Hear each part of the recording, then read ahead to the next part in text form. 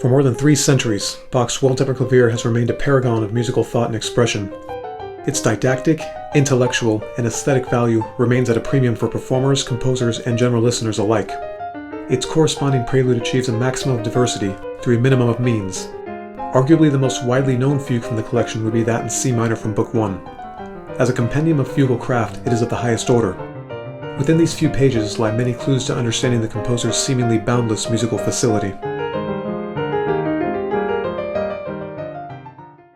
The prelude's opening measures convey a gravitas that contrasts starkly with the antecedent prelude in C major, hinting at the range of expression one will encounter within the Well-Tempered Clavier.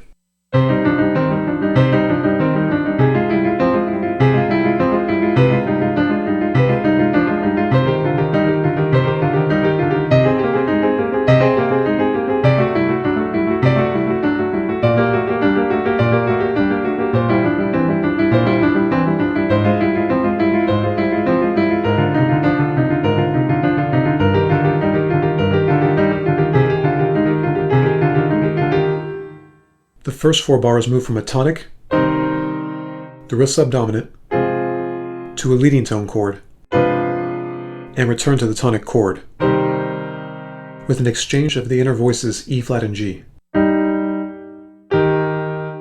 Though the harmonic reduction seems to show movement in parallel octaves, the linearity of the prelude's figuration obscures this. This brief harmonic scheme efficiently establishes a key center and deploys the basic figuration of the prelude. Harmonic schemes similar to this one can also be heard in the D minor prelude from Book 1,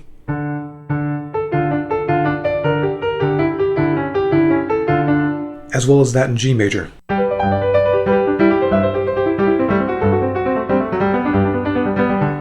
To name but 2. The E natural in bar 2 more strongly projects the subdominant harmony and provides necessary contrast with the E flats in the preceding and succeeding bars. Hearing bar 2 with E flats,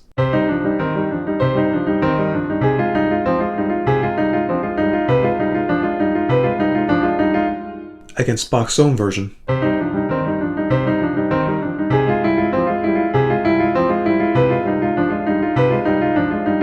makes the better choice abundantly clear. This adjustment of E flat to E natural is also employed for similar reasons in measures 9 and 17. Measure 4's voice exchange of measure 1's inner E flat and G both provides contrast and avoids the parallel octaves that would have occurred had the left hand of measure 4 repeated that of measure 1 verbatim.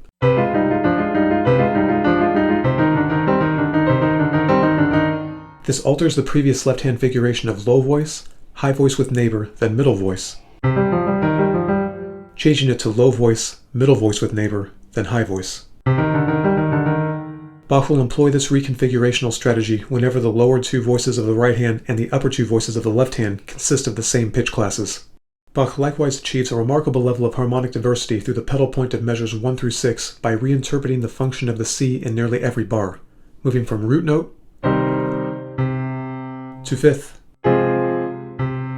dissonant pedal tone, 3rd, and finally 7th.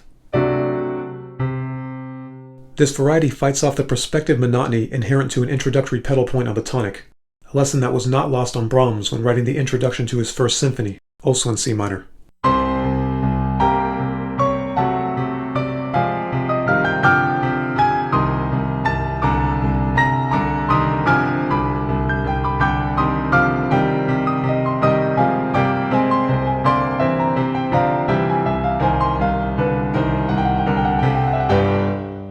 In measures 5 through 10, Bach deploys a thrice-repeated 2-bar sequence, alternating first inversion triads with third inversion 7th chords.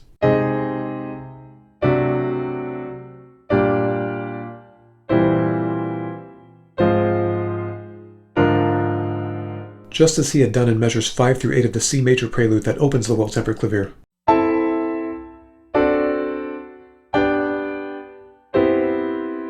In both cases, this progression seems to function as a means of leading the bass down to the dominant, G, which occurs in measure 11 of both preludes. Because the lower 2 pitches of the right-hand harmony match the upper 2 pitches of the left-hand harmony in measure 10, Bach again reconfigures the left-hand pattern to include the neighbor note on the middle rather than upper voice. In measures 11 and 12, Bach avoids harmonizing the G to C bass with the expected dominant to tonic harmony, which would provide a premature resolution to the tension he's carefully maintained from the opening measures. Instead, the composer tonicizes the mediant via a pivot from the F minor harmony of measure 9, moving to the third inversion dominant of the mediant in measure 10, then harmonizing the bass G with the first inversion tonicized mediant, and harmonizing the following C bass with the first inversion submediant 7th chord, thus avoiding a premature cadence in the tonic key. The avoidance of an expected tonic cadence in order to preserve tension likewise occurs in measures 39 through 41 of Chopin's Etude Opus 25 No. 12, also in C minor.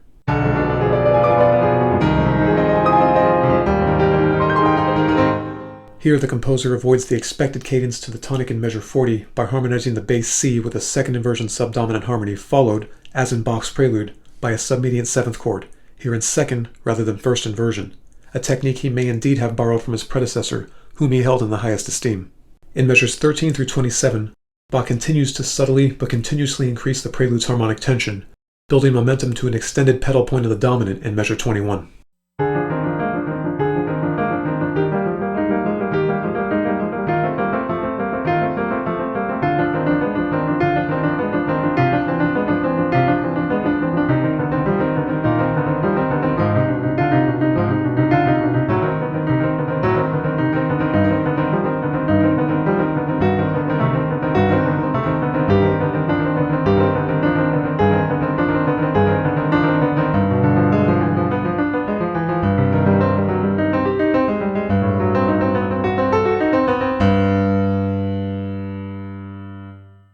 The first inversion secondary dominant to mediant harmonic motion in measures 13 and 14 includes another example of the composer reorienting the prelude's figuration, here placing the right-hand neighbor figure on the lowest note of the triad, rather than on the middle note as the right-hand's part had done in the first 13 measures.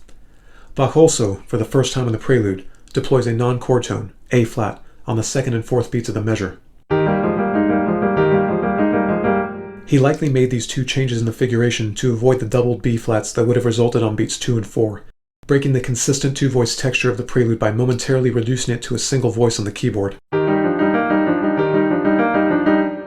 In measure 15, Bach deploys a third inversion dominant chord on F, a chord that does not resolve to its expected tonic on B-flat, but rather to a first inversion leading tone 7th chord on B.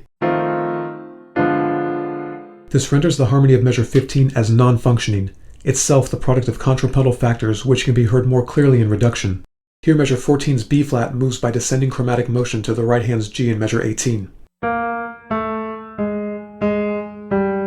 while measure 14's G moves in contrary motion up the ascending melodic minor scale to C. These two contrapuntal lines give rise to the non-functioning harmony of measure 15.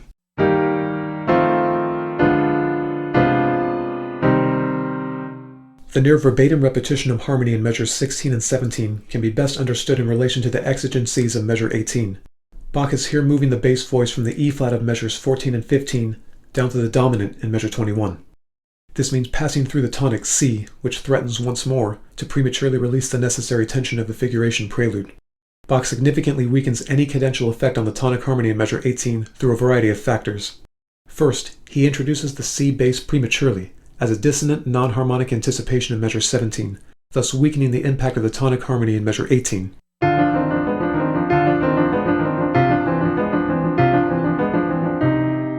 Second, he makes use of a dissonant major second interval on beats 2 and 4 of measure 18, rendering the harmony slightly less clear.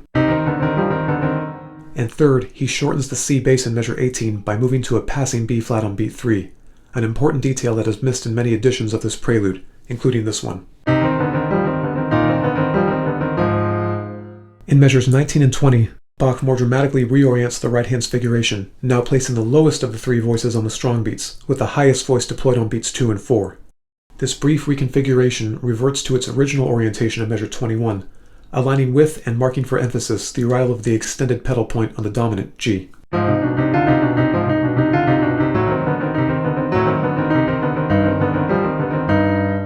In measures 21 through 24, Bach alternates a cadential 6/4 chord with a secondary diminished 7th chord tonicizing the dominant, and a dissonant third inversion submediant chord.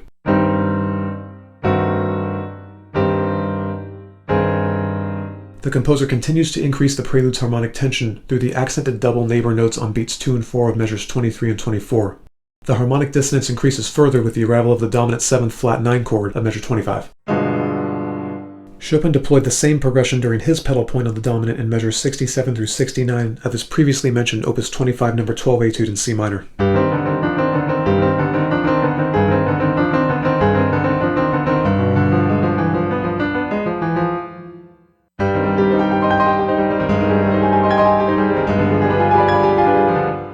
Though Bach breaks the two-voice texture at measure 25, he maintains a connection with the previous material via the neighbor note figure of beat 2, which repeats the same pitches as measures 2 and 17. It was at this point in the forerunner to this piece, the Prelude in C minor of Bach's Klavierbuchlein for Wilhelm Friedemann Bach, that the composer brought the piece to its brief conclusion.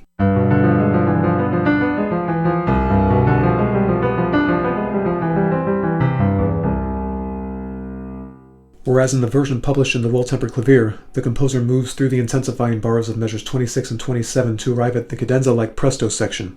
It's here that Bach elevates this piece from an insightful pedagogical tool to a work of art, through the addition of its dramatic and impassioned ending.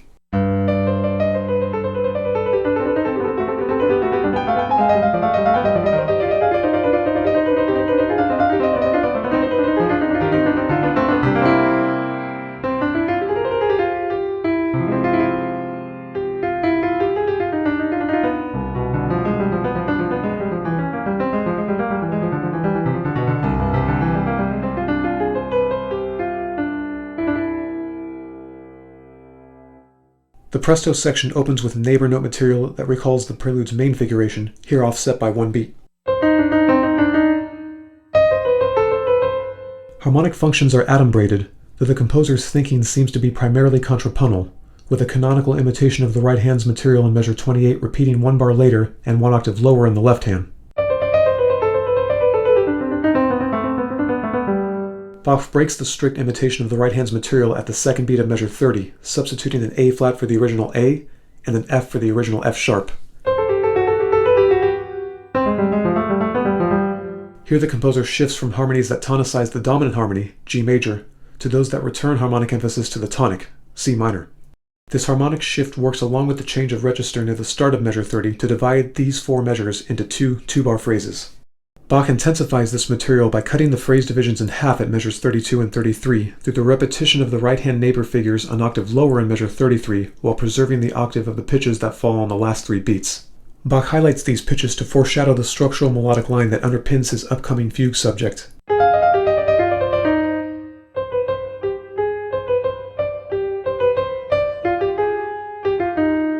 The importance of this melodic structure will be detailed during the section analyzing the C minor fugue. Bach transitions from cadenza-like material to a brief but expressive recitative in measures 34 and 35. Though the harmony arrives at a chord centered on the tonic, C, the composer maintains the harmonic tension by building a secondary dominant of the subdominant on top of this bass. Once more, the composer foreshadows material from the forthcoming fugue, here including an inversion of the first part of the fugue's counter-subject. Bach also maintains contact with the Prelude's neighbor note figuration through the mordent over F. Measure 35's short allegro section begins with a near verbatim version of the penultimate bar in the C minor Prelude from the Klavierbuchlein for Wilhelm Friedemann Bach. In the Well-Tempered Clavier version, Bach delays the entrance of the bass C 1/16th note, giving the bar a less resolved feeling. This instability allows for the composer's continuation in measures 36 and 37. Here again, harmonies are hinted at, though the primary structural element appears to be a melodic sequence, one that alternates a compressed and intervallically regularized version of the Prelude's primary figuration with its retrograde inversion. Throughout measures 35 through 37, Bach adjusts all E-flats to E naturals, hinting at a previously deployed secondary dominant of the subdominant, thus maintaining some measure of harmonic tension, though the bass has already arrived at the final tonic, C. The final measure provides resolution to this harmonic tension via the F minor triad on the downbeat, which moves to a leading tone 7th chord. Then, after a brief suspension, closes the piece with a Picardy third. Here, once more, Bach foreshadows the eminently arriving fugue subject via the neighbor note figure on the tonic. The Fugue's exposition begins soberly, with its 6 iterations of the tonic in the subject, though the seriousness of its character is soon established and links it with the antecedent prelude.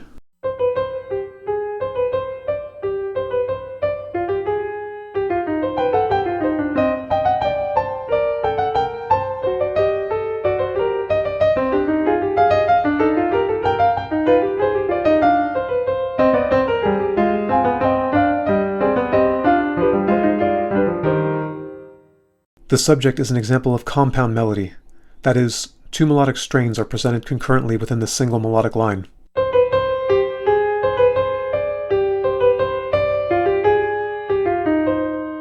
There are clear harmonic implications to this subject, mostly derived from the lower line's 5-6-5-4-3 motion.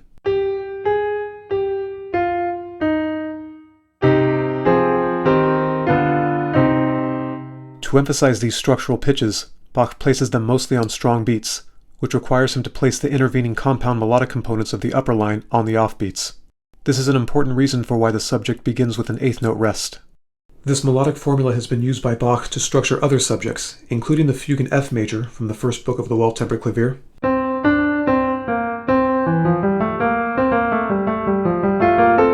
the Fugue in G minor from Book 2,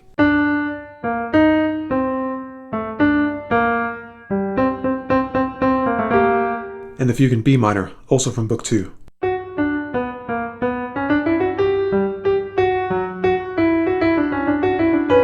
Though perhaps no other subject bears a more striking resemblance to the C minor fugues than that of Bach's 15th invention in B minor.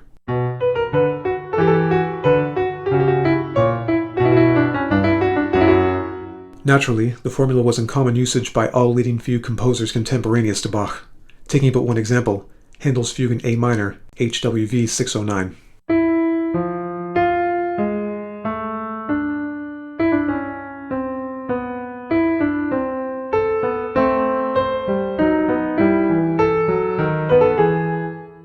Preludes are not often motivically linked with their corresponding fugues in the Well-Tempered Clavier, though the C minor prelude's neighbor note figure provides an obvious link in this case.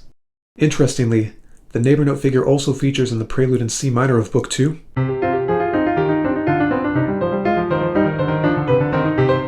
and its corresponding fugue. The figure is likewise used in Bach's C minor invention.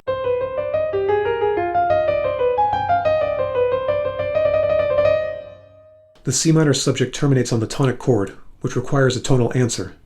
This presents a challenge. The descending fourth at the beginning of the subject will now be adjusted to a descending fifth, preserving the tonic harmony. This means that the C at the beginning of the answer could potentially resolve the D that was left away from in the subject, blurring the necessary distinction between subject and answer. Bach's solution is superb. Upon resolving the subject to the mediant scale degree, the composer immediately leaps upward to the tonic, resolving the previous D. Though this solves one issue, the C is now in the pitch space of the answer's downward leap. Bach therefore leads the line down an octave via the descending scale passage, clearing the pitch space for the ear to more readily discern the answer's head motive. Once the head motive is established, the ear is less prone to confuse the distinct lines during the pitch repetitions between voices in measures 3 and 4. Bach further distinguishes the voices through his use of rhythm, contrasting the offbeat 16th notes of the upper line against the constant 8th notes of the lower. He composes the answer and its accompanying counterpoint such that the lines are invertible at the octave. That is to say that the subject or answer forms stylistically appropriate contrapuntal relationships with the accompanying voice either below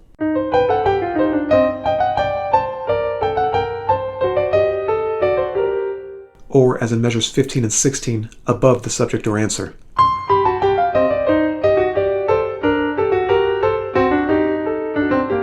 This allows the composer the freedom to present the subject and this counterpointing line in any voicing orientation, a pre-compositional feature he takes advantage of throughout the fugue.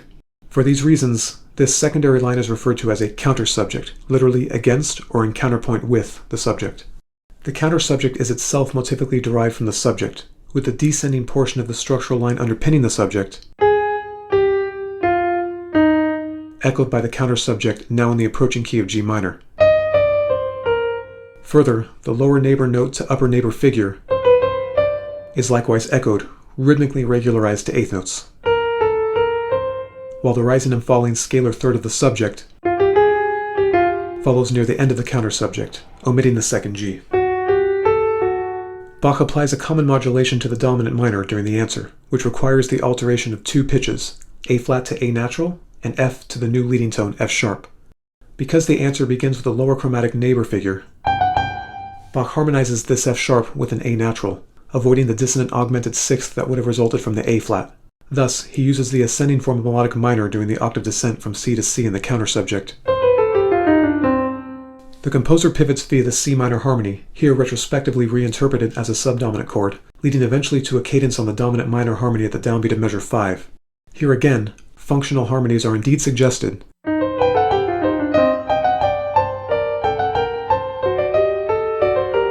though the composer seems to be structuring the music with a primary focus on counterpoint. Measure 5 begins the fugue's first episode, the harmonic duty of which is to modulate from G minor back to the tonic key of C minor. This will primarily be achieved by raising B flat, G minor's third, to B natural, the leading tone of the fugue's home key. Bach accomplishes this by inverting the falling fourth of the subject's head motive and chromatically filling the intervening pitches in. Motivically, the episode sequences the subject's head motive 3 times.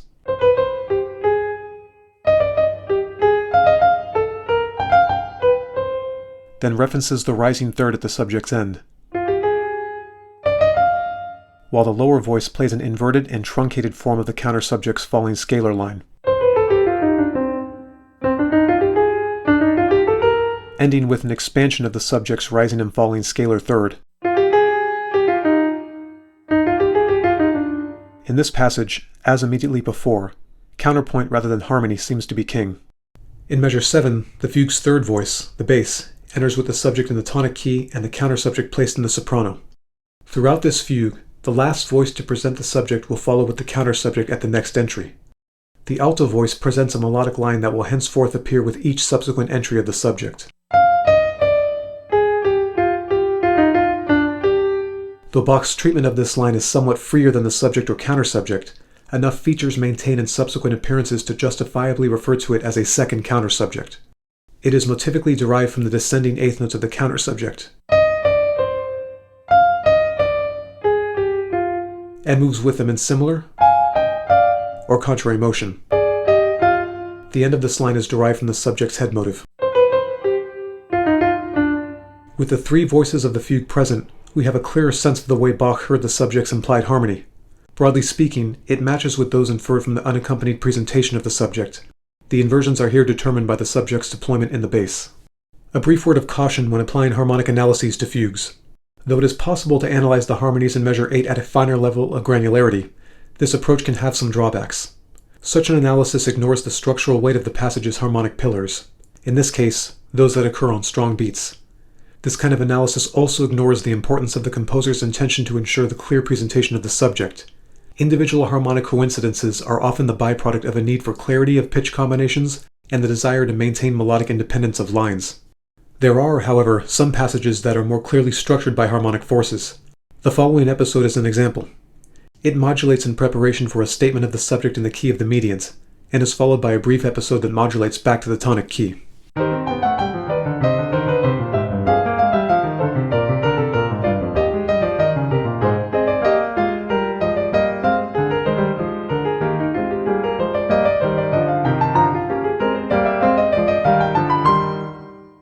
The fugue's second episode, similar to its first, makes use of a sequencing of the subject's head motive, this time alternating between the soprano and alto voices.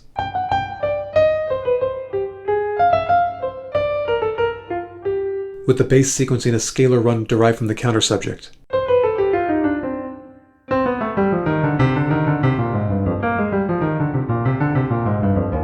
The harmony is an abundantly clear diatonic circle of fourths progression that modulates to the mediant. In measure 11, we hear the subject in the soprano, countersubject in the bass, and second countersubject in the alto. Here, Bach, an eminently practical musician, alters the second countersubject to avoid the overlap of bass and alto voices, and to improve chord clarity. Bach's transition from second episode to mediant subject is particularly interesting. Because the composer sequences material derived from the countersubject in the bass of the second episode, and likewise places the ensuing countersubject in the bass, the entry of the subject in measure 11 is less emphatic than the other presentations of the subject throughout the fugue. Bach further de-emphasizes this entry of the subject through the continuation of the second episode's alternating head motive, the sequencing of which continues straight through the subject's head motive in measure 11, where we hear the composer prepending 2 additional pitches to the second countersubject in order to preserve this episode's sequencing.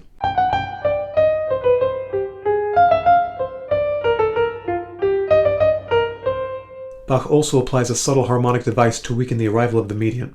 The countersubject includes a chromatic alteration, the adjustment of D natural to D flat, here transforming the E flat chord from a tonic harmony to a secondary dominant, pointing toward the succeeding A flat chord of measure 11 beat 3. Further, it's here that the bass's 16th note run comes to a stop, lending this beat the sense of arrival one would have expected immediately before the start of the subject entry. This is audible in performance.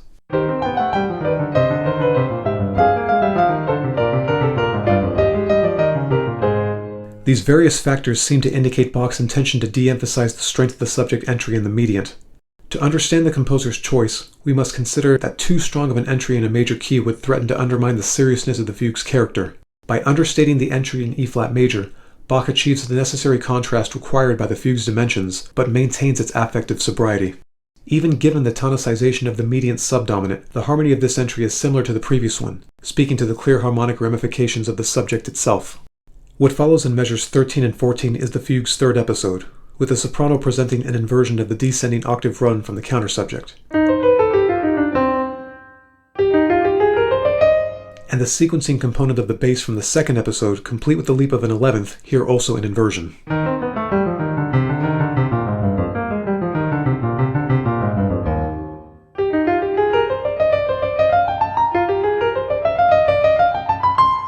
While the thirds of the bass and alto voices are derived from the second countersubject, itself a retrograde of the 8th note passage in the first countersubject, which traces its motivic ontology back to the subject itself.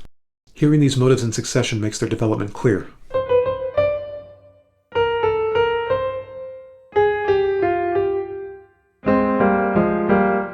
Bach sequences this 4-note figure 4 times.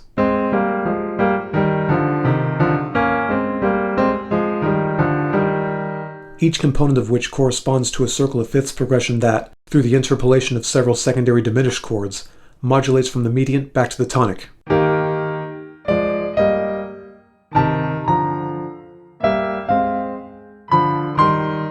The chromatic ascent from G to C that structured the first episode is faintly present in the background of this episode as well. Measure 15 presents the subject in the tonic key, but in the answer form. This is followed by a slightly longer episode in measure 17, which remodulates to the tonic and follows with the next entry of the subject in the soprano at measure 20.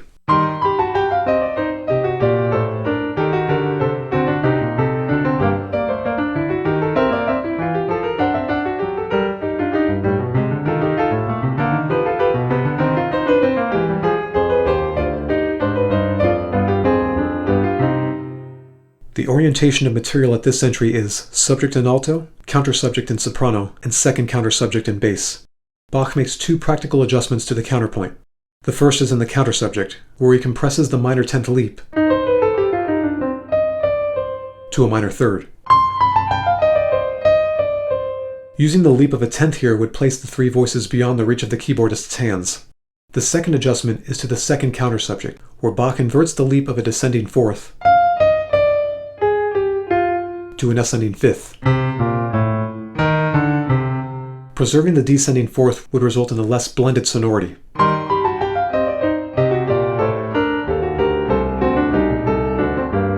And would lead the bass down to a low B flat, beyond the typical range of many Baroque keyboard instruments.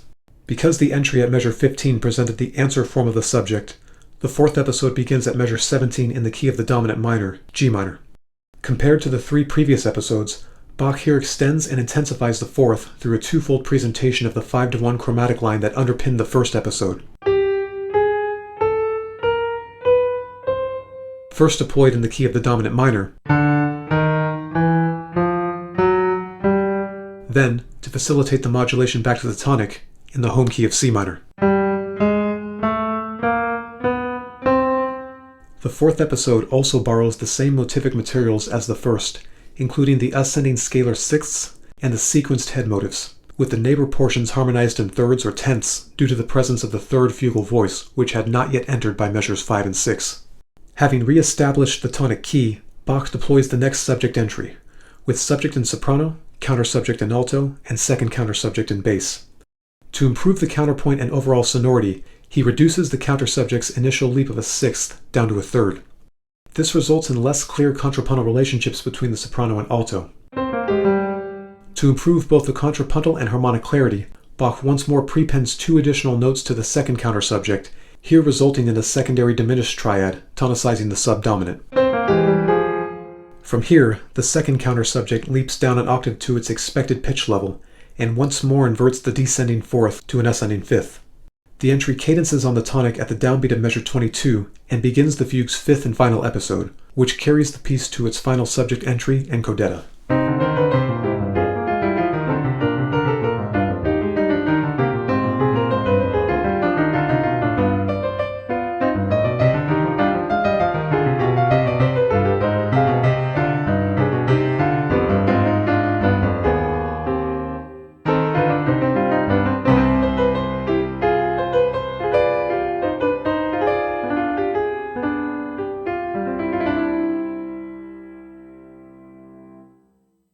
The fifth episode begins with the same material as the third beat of the second episode, here with the top 2 voices inverted.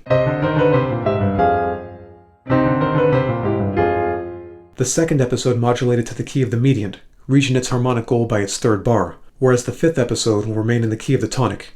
To achieve this, Bach extends the diatonic circle of fourths progression underpinning the second episode, to form a complete harmonic circle that returns to the tonic from which it departs.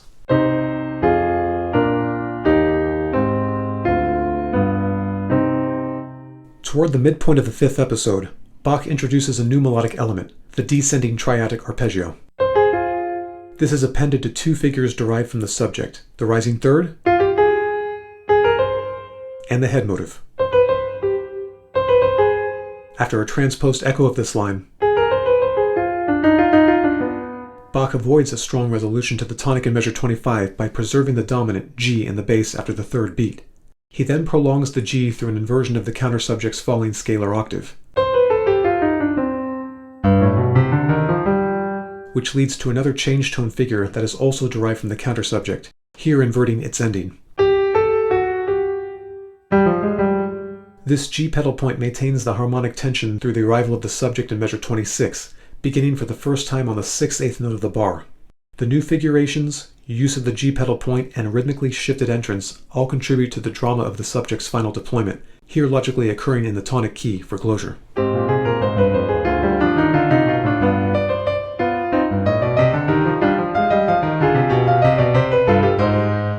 The orientation of material in the final entrance is subject in bass, countersubject in soprano, and second countersubject in alto, though the countersubject and second countersubject eventually change orientations for reasons that will be addressed momentarily.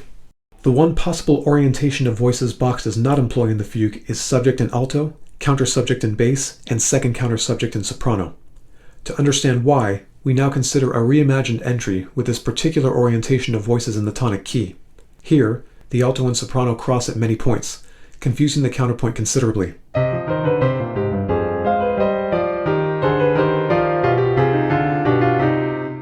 If we reduce the countersubject's leap of a tenth to a third, as Bach had done in measure 15, and drop the subject down an octave, the stretches between the keyboardist's hands become unwieldy.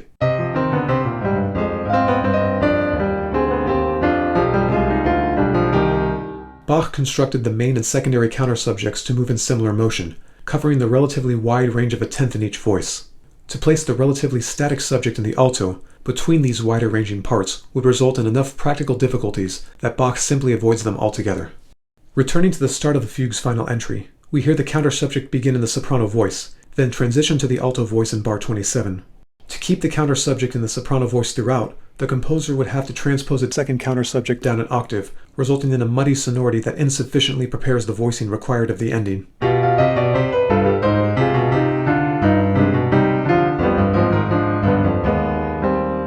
Bach Bach's inversion of the upper voices provides a much clearer sonority and allows the subject enough separation and pitch space to remain distinct.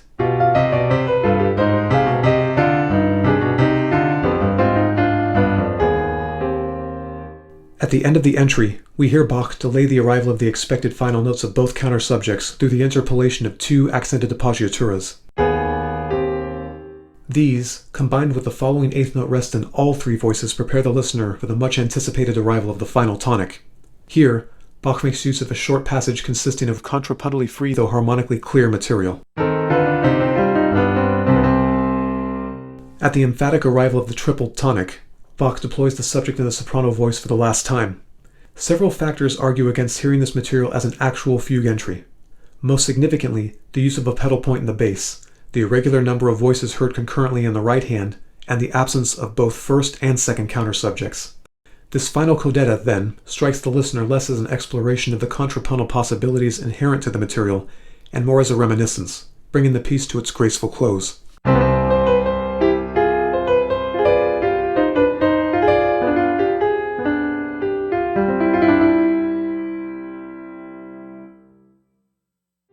Thanks for watching.